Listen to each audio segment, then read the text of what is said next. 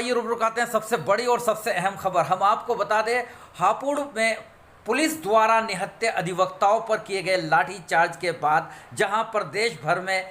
आक्रोश था अधिवक्ताओं में, तथा लगातार नो वर्क चल रहा था और आज तो राष्ट्रीय लोक अदालत का भी बहिष्कार किया गया था अधिवक्ताओं द्वारा। इसके विपरीत आज बड़ी बैठक उत्तर प्रदेश बार काउंसिल में हुई थी। उसके बाद उत्तर प्रदेश हाईकोर्ट के अंदर भी सुमोटो सुनवाई के बाद आज बड़ा फैसला ले लिया गया है, क्योंकि उत्तर प्रदेश हाईकोर्ट द्वारा न्यायिक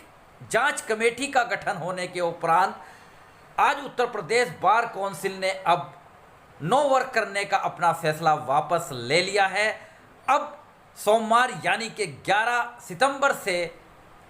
अधिवक्ता न्यायालयों में कार्य करेंगे, उनकी हड़ताल वापस होगी। बहुत बड़ी खबर उत्तर प्रदेश बार काउंसिल द्वारा आ रही है। हम आपको बता दें कि आज 9 सितंबर को एक बड़ी बैठक थी। इसके साथ साथ सर्वसम्मति से जो 9/9/2023 का निर्णय हुआ है, उसमें याचिका संख्या 2099/23 में पारित आदेश दिनांकित 4/9/2023 में संशोधन यानी कि मॉडिफिकेशन परिषद के पक्ष के आधार पर भी होना चाहिए। इस क्रम में परिषद ने दिनांक 9/9/2023 को माननीय मुख्य न्यायमूर्ति श्री प्रतींकर दिवाकर से के समक्ष उपस्थित हुए, अपना पक्ष रखा। प्रदेश के अधिवक्ता गणों की ओर से उन्होंने पक्ष रखा, जिस पर उत्तर प्रदेश हाईकोर्ट के माननीय मुख्य न्यायमूर्ति ने तत्काल 4 सदस्यीय पीठ का गठन किया और आज दोपहर 12 बजे सुनवाई की। दिनांक 9/9/2023 को दोपहर 12 बजे जब सुनवाई हुई, तो यहाँ पर सुनवाई करते हुए उत्तर प्रदेश के समस्त पक्ष सुनते हुए, जो बार काउंसिल का पक्ष था उसको सुनते हुए हापुड़ और गाजियाबाद की घटना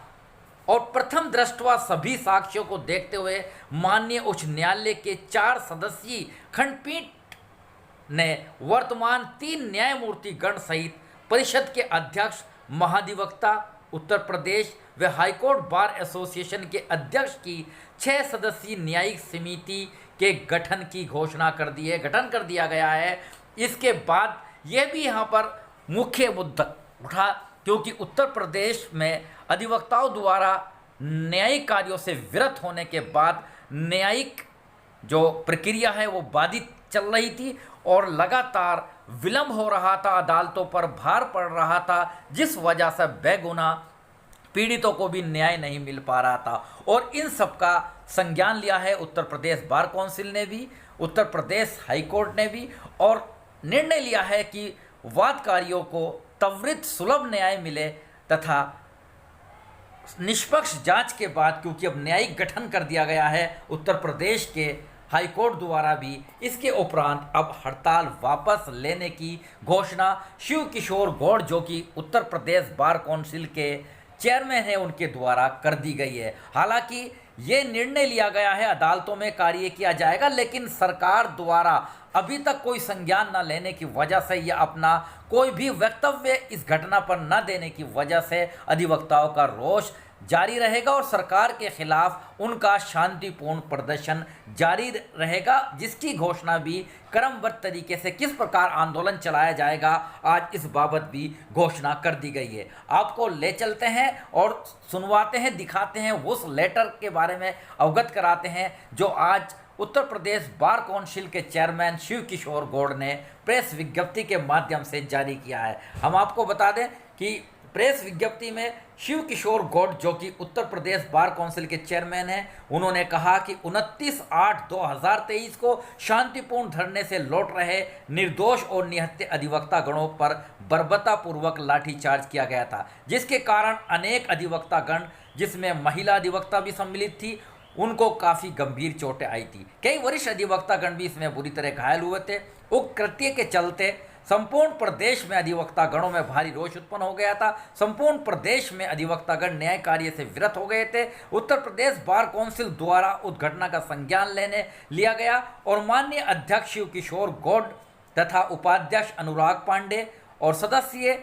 व पूर्व अध्यक्ष रोहिताश अग्रवाल तथा सदस्य पूर्व उपाध्यक्ष प्रदीप कुमार सिंह द्वारा घटना स्थल का निरीक्षण किए जाने पर यह तय पाया गया था कि वास्तविकता में प्रथम दृष्टया जिला प्रशासन और पुलिस प्रशासन की गलती के चलते ही bar council of Uttar Pradesh के समस्त सदस्यों की बैठक इस पर की गई थी और प्रदेश में 3 दिवसीय न्यायिक कार्य से विरत रहने का संज्ञान लिया गया था। उसी क्रम में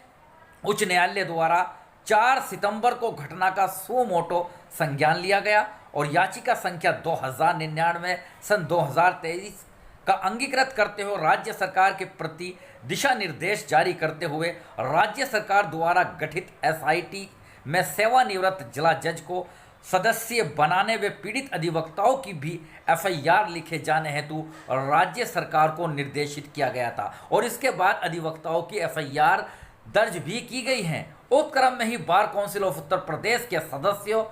ने 8/9/2023 को एक बैठक की। 4/9/2023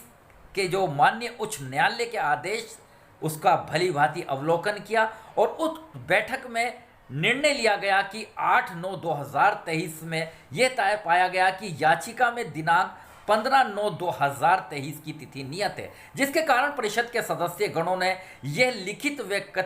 कथित किया कि माननीय न्यायमूर्ति महोदय जिनके द्वारा bar council of Uttar Pradesh के प्रत्यावेदन की सुनवाई की जानी है 4 सदस्यीय न्यायमूर्तियों की कमेटी गठित की गई है। अब दिनांक 7/9/2023 को bar council of Uttar Pradesh के अध्यक्ष शिव किशोर गौड़, उपाध्यक्ष अनुराग पांडे और सदस्य सचिव जय नारायण पांडे तथा सदस्य व पूर्व अध्यक्ष मधुसूदन त्रिपाठी की मौजूदगी के अंदर जो एक प्रत्यावेदन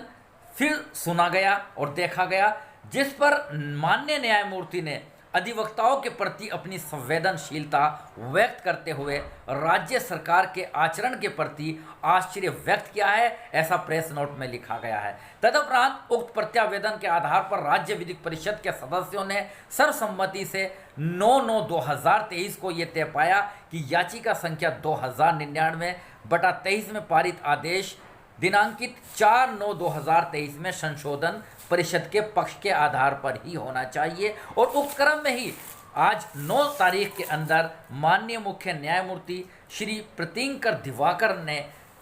आज उनका पक्ष सुना तथा 4 सदस्यीय जो खंडपीठ बनाई गई थी उन्होंने दोपहर सुनवाई की और इसके बाद सुनवाई के बाद एक बहुत बड़ी घोषणा की गई है। हापुड़ और गाजियाबाद की घटना पर अब 6 सदस्यीय न्यायिक समिति का गठन कर दिया गया है, जिसके अंदर 3 न्यायिक अधिकारी मौजूद रहेंगे और 3 दूसरे होंगे। तो इसके बाद अब रास्ता साफ हो गया है और एसआईटी के बारे में भी ये क्योंकि रिपोर्ट जो एसआईटी है वो 15/9 को खंडपीठ के समक्ष आने हैं, उसके लिए भी निर्देश दे रखा है। अब ये भी आज प्रेस नोट में उत्तर प्रदेश के चेयरमैन द्वारा लिखा गया कि क्योंकि जो उत्तर प्रदेश बार काउंसिल है वो अधिवक्ताओं की मात्र संस्था है, माननीय उच्च न्यायालय व संपूर्ण न्यायिक प्रकरण का एक भाग की तरह है। हापुड़ कांड की घटना से अधिवक्ता गणों में जो रोष उपजा या क्रोध के चलते न्याय कार्य बाधित हुआ है, उससे माननीय उच्च न्यायालय ने सुनवाई के दौरान कहा कि राज्य सरकार के प्रति आपका रोष और क्रोध निश्चित रूप से वाजिब हो सकता है, लेकिन अधिवक्तागण जो न्यायिक प्रक्रिया का एक महत्वपूर्ण अंग है, उसके द्वारा कार्य करने से न करने से संपूर्ण प्रदेश के करोड़ों वादकारी प्रभावित हो रहे हैं। ये बहुत बड़ी बात सामने आई है क्योंकि न्यायिक प्रक्रिया बाधित हो रही थी और न्यायालयों में कार्य का अत्यधिक बोझ बढ़ता जा रहा है। न्यायमूर्तियों के इस पर आश्चर्य व्यक्त किया कि 10 दिवस बीत जाने पर भी राज्य सरकार द्वारा संवेदनशील प्रकरण पर कोई आधिकारिक बयान जारी नहीं किया, क्योंकि bar council of Uttar Pradesh ने उक्त आदेश दिनांक 9/9/2023 के में तत्काल बैठक आहूत की है और समक्ष पक्षों को अब सुना गया है। राज्य सरकार के वर्तमान रवैये और माननीय उच्च न्यायालय के उपरोक्त दोनों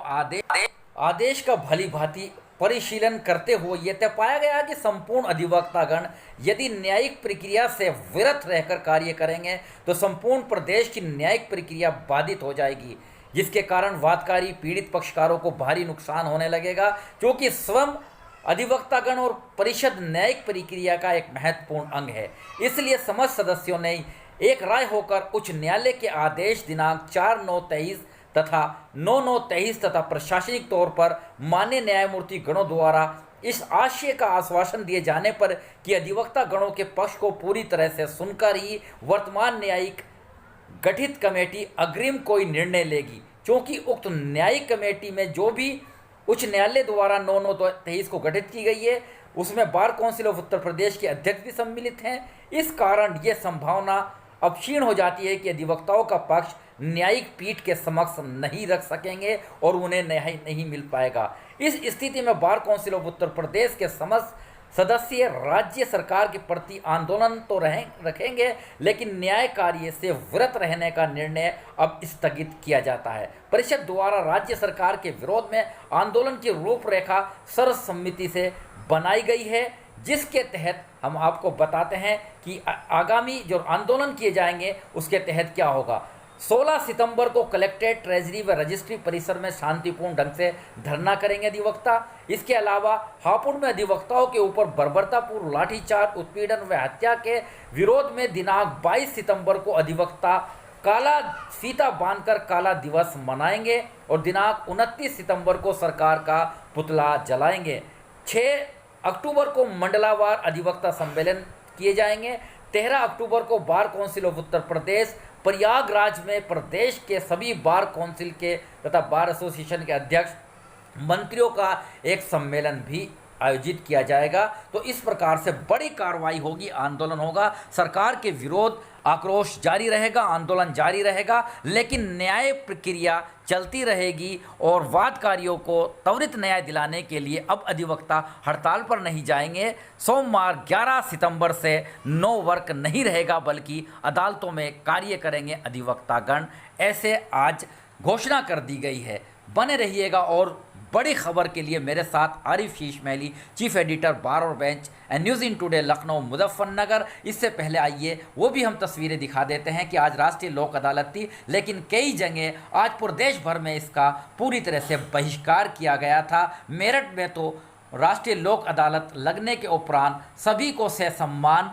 इस यहाँ से जाने के लिए आग्रह भी अधिवक्ताओं द्वारा किया गया था और यहाँ पर राष्ट्रीय लोक अदालत का बहिष्कार पूरी तरह से सक्सीज माना गया। इसके अलावा और दूसरी जगह भी, चाहे वो नगीना हो, चाहे या हापुड़ हो, बुलंदशहर हो, गाज़ियाबाद हो, सभी जगह आज उत्तर प्रदेश के अंदर राष्ट्रीय लोक अदालत का भी आज अधिवक्ताओं ने बहिष्कार रखा था। बने रहिएगा और बड़ी खबर के लिए मेरे साथ।